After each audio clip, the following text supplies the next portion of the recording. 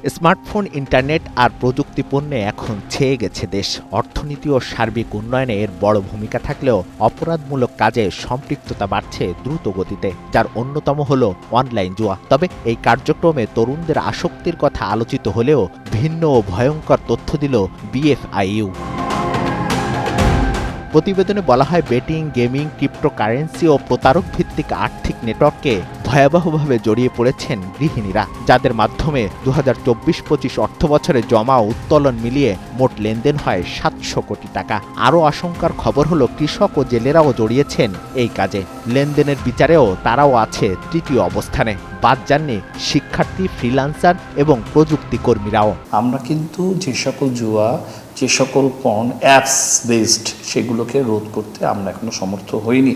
তবে আশাব্যঞ্জক বিষয়, টেলিকমিউনিকেশন রেগুলেটরি বোর্ড ইতিমধ্যে অ্যাপস বেসডটাকে কন্ট্রোল করার জন্য দরপত আহ্বান করেছে।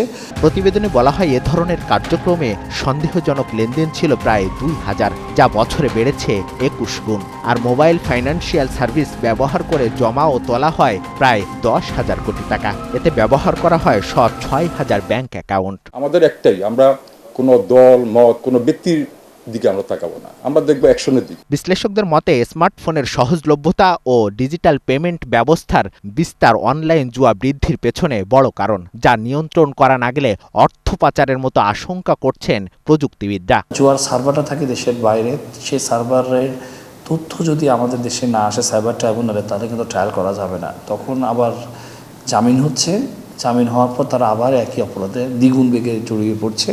সুতরাং শুধুমাত্র আইন এবং ক্রস বর্ডার জুডিশিয়ারি সিস্টেম এবং ডিজিটাল ফরেন্সিক ন্যাশনাল ফ্রেমওয়ার্কটা যদি না হয়, তাহলে কিন্তু জুয়া কেন, আমাদের অনলাইন সাইবার বুলিং থেকে শুরু করে আর্থিক জাল জালিয়াতি, পেলোড, ম্যালওয়্যার বা বৈশ্বিক যে সাইবার অপরাধ, সেটাকে মোকাবেলা করা একেবারে অসম্ভব।